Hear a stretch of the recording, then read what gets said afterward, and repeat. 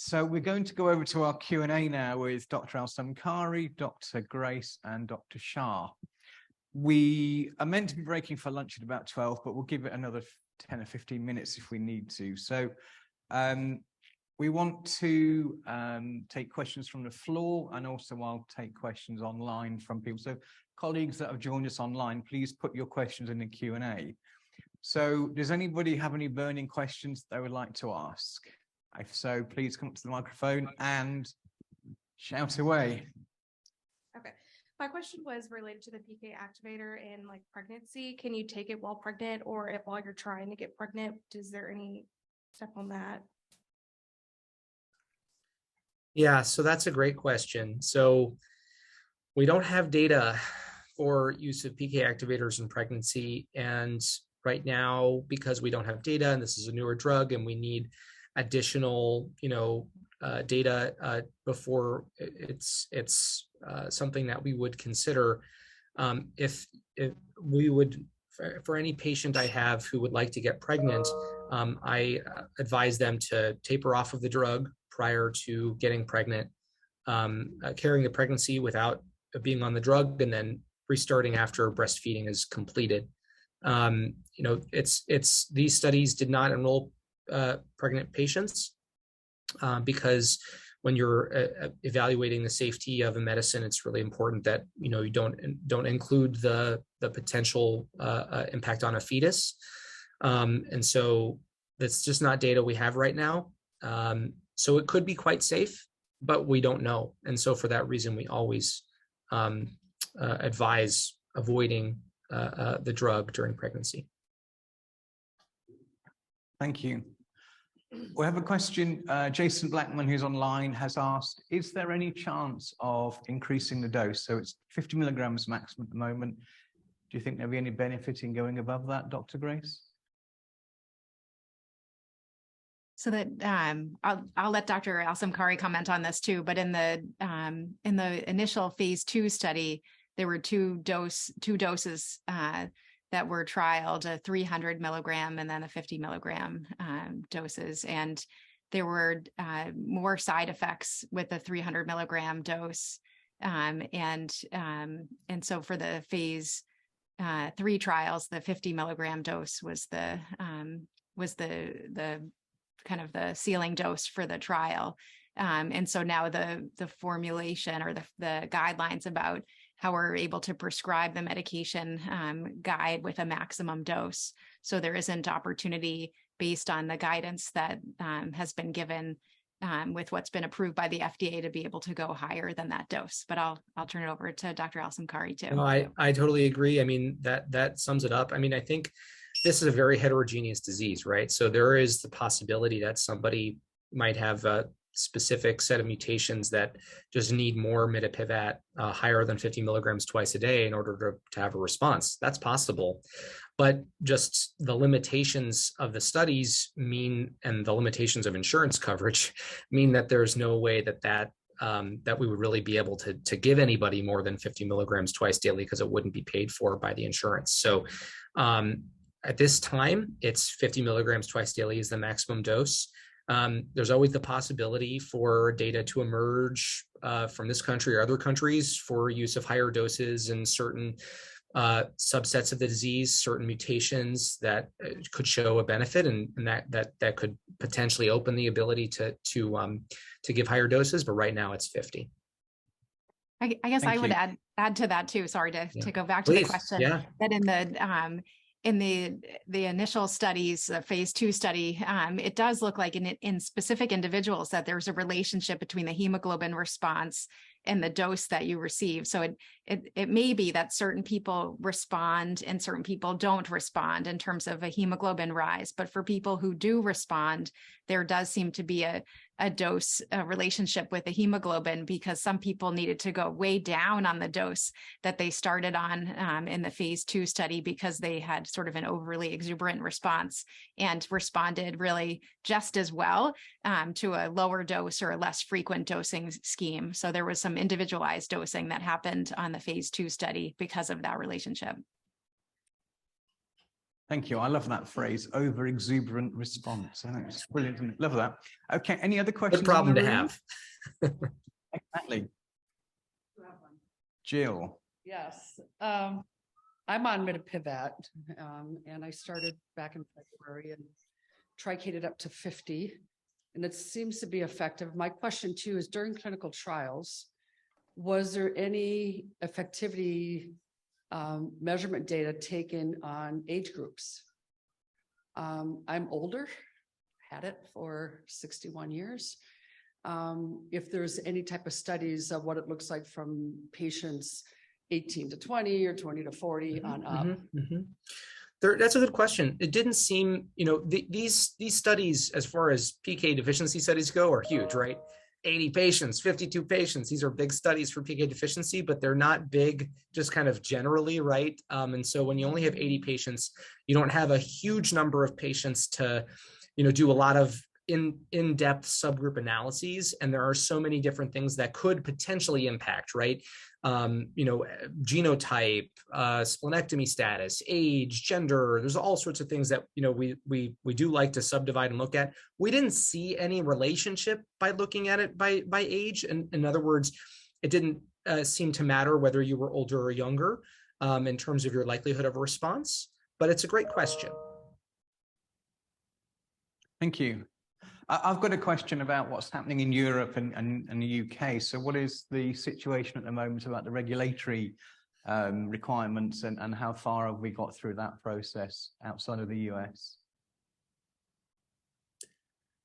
Yeah, so just from my standpoint, I don't know. I don't know if my co-panelists here have any idea about that, but I mean, the process in the UK is very different than it is in the US in terms of how things get approved, as well as the rest of Europe. And so every country has their own restrictions and requirements, and the costs are very intently weighed against the benefits in terms of how much the medication costs versus the evidence for benefits. So I don't know if anybody else has any knowledge of that right now. I'm not sure where that is in the UK.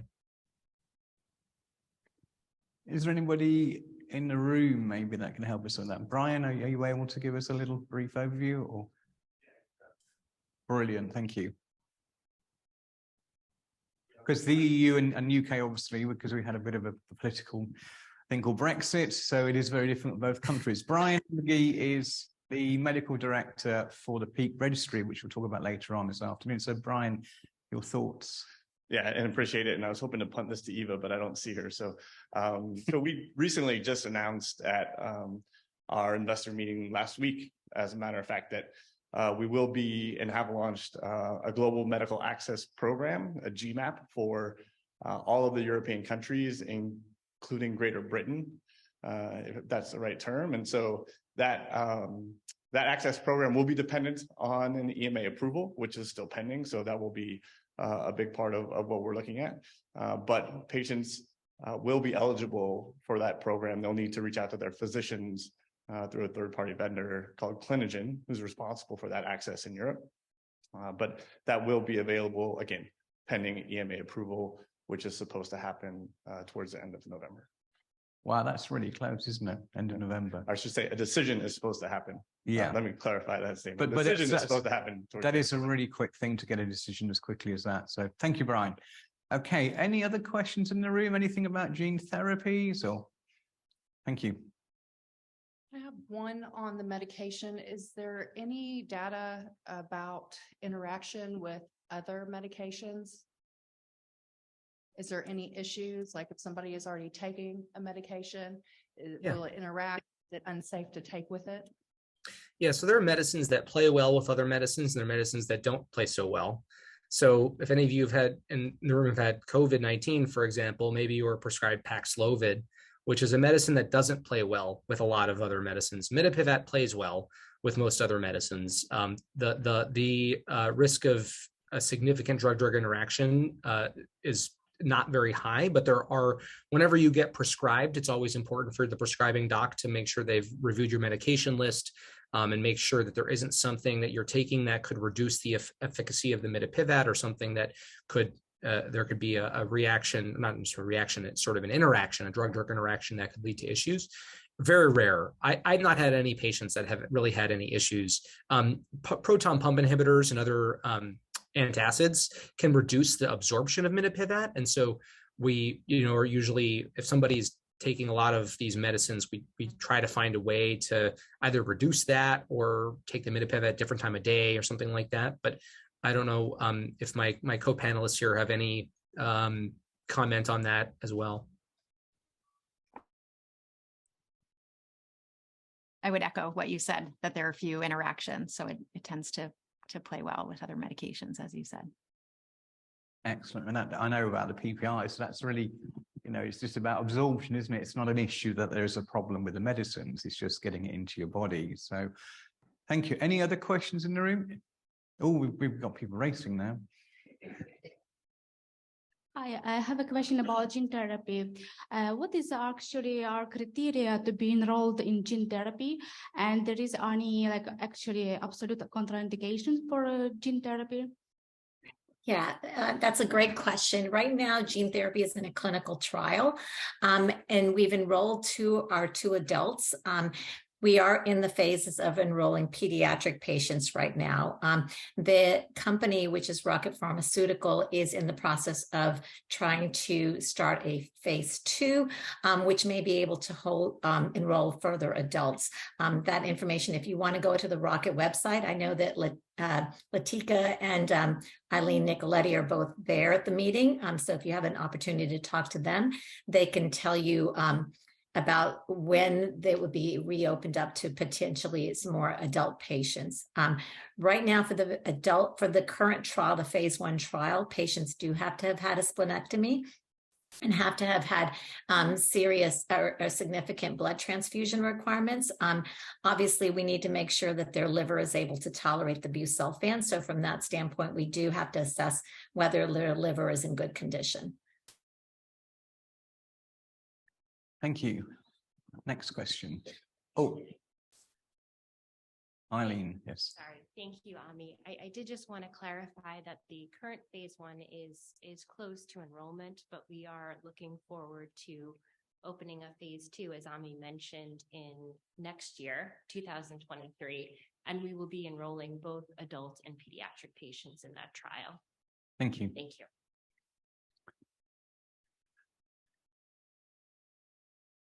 Can you perhaps share with us what is being done with regard to the outreach to the hematologists and to the medical communities in the world, actually, as far as the drugs and the therapies that are available? Because I guess there seems to be a concern amongst many people, especially here at this forum, as to are the hematologists out in the field aware of what's being presented? That's a great question. So, most hematologists in the United States on the adult side, I'll speak for the adult side, are hematologist oncologists. And so their clinic is, 80% breast cancer, colon cancer, lung cancer, much, sort of common cancers, and they might have one PK deficiency patient, or they might have 2, or they might have 0. And so it's, helping our colleagues out there, that are seeing patients in the community, I think is really, really important. And I think Dr. Grace, I wasn't here for her talk, so I apologize if this is, repetitive, but I think Dr. Grace may have mentioned that we're working on a guideline initiative. All 3 of us here are, on this panel are working on that guideline initiative, or members of that guideline committee, to really help develop guidelines that the docs in the field, that don't see a whole bunch of PKD patients, that don't have 20 or 30 PKD patients, can use to help make clinical decisions about what sort of monitoring you need, what sort of treatments they should be considering, when it's appropriate to think about advanced therapies like mitapivat or gene therapy and things like that. And so I think that that is currently underway, that initiative. it take these sort of things take some time because you get people from all over the world together and create a truly international expert guideline. And so we're hopeful that will be available and published and available for the docs to see next year. And once it's there and it's published, then it's about dissemination. We'll have a website, we'll have flyers, we will do all sorts of things to spread the word. And I also think it's really important to empower patients to spread the word, right? You are your own best advocate. And, your doc, it's right for you to say, hey, Dr. So-and-so, did you know about this new guideline for my disease? And give them the website, give them the flyer, whatever it is. So I always encourage people to, advocate for yourself when this, at all times, but especially after there's a expert guideline. Thank you. And I'd add to that saying that Dora, Alejandra, Tamara, and myself are sitting on that group in different sections. And so we've got looking at, pediatrics, we're looking at therapies, diagnostics, etc. And I think a piece of what we want to do once that comes out is to support all of you with that information so that you can take it along to your physician in a non-confrontational way, in a way that you can really understand and talk through. So it's not all sciencey and data-y. There will be that to share, but actually it's about saying, that message we keep saying, it's not about the numbers, is it? It's about how I feel, and balancing it against your ferritin, all that kind of stuff. So we want to help you advocate. That's what Thrive's all about. And we'll be doing a piece of work over the next year. And I hope Tamara agrees with that when she comes back. But that's kind of what I think we need to be doing. We had a meeting yesterday to talk through how we would do that. Are there any more questions? Yes. Sorry, I'm absolutely awful with names. So shout out your name, and that's the brain fog and the age that sort of stops those things working, which I think we all know. Hi, my name's Randy Chapman. Thank you, Dr. Grace, for getting me involved. I was in the phase 3 study, and I'm currently in the long-term study, extended study. But as one of the older people here with TKD, I'm 60, so it's my birthday. Hey, well done. Happy birthday. My question doesn't have to do so much with mitapivat. It's I noticed on some of the slides earlier about symptoms in newborns and as adults, the pulmonary hypertension. And my pulmonologist is kind of, I'm that other. I don't have the other line, obese, smoking, heart disease and stuff like that. Has there been any discussion or talks about, is there anything different about this type of pulmonary hypertension that is affected by the PKD? Who would like to take that one? I stumped the docs. Dr. Shah? I'm happy to try first with a response. I think this is an area we don't know enough about. We know that pulmonary hypertension is a complication and related to pyruvate kinase deficiency in newborns. But then we know too that adults can develop this complication as well. And the underlying mechanism of what's happening that causes pulmonary hypertension may be different between the newborns and the adult individuals who develop this. What seems to be true from the registry study, where there's a very low number of adults who have pulmonary hypertension, is that those individuals, I think, tended to have had a splenectomy. So, that there's potentially a related pathophysiology with having a congenital hemolytic anemia and then having a splenectomy, and then having this rare risk of pulmonary hypertension. And so I think, we know of this from other congenital hemolytic anemias. And so the underlying mechanism may be similar in pyruvate kinase deficiency, but it hasn't been deeply studied in pyruvate kinase deficiency other than to know that it happens as a rare complication in a number of individuals. Thank you. Yeah, I totally agree. Just to add, there are a number of other hematologic diseases that we will sometimes do splenectomies for, and some we previously did splenectomy in the past, and now we no longer, because we now have targeted treatments or drug therapies for those diseases. And pulmonary hypertension it's not well understood why it develops in many of these cases, but there is some question about, taking out spleens increases blood clotting risk. And we do know that some types of pulmonary hypertension happen because of blood clots. Sometimes those blood clots can be silenced and go to the lungs. Not saying that's what happened with you. I don't know. And we don't really understand why splenectomy in many of these disorders does lead to this. Some theorization that the elevated platelet counts over long periods of time potentially contributes, blood clotting risk potentially contributes. So, this is why we generally like spleens, try to keep them in bodies when we can.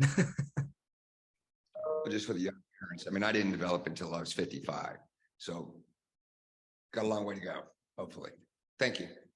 Thank you. Do we have a final question? Hi, my name is Jessica. I have a question for Dr. Shah.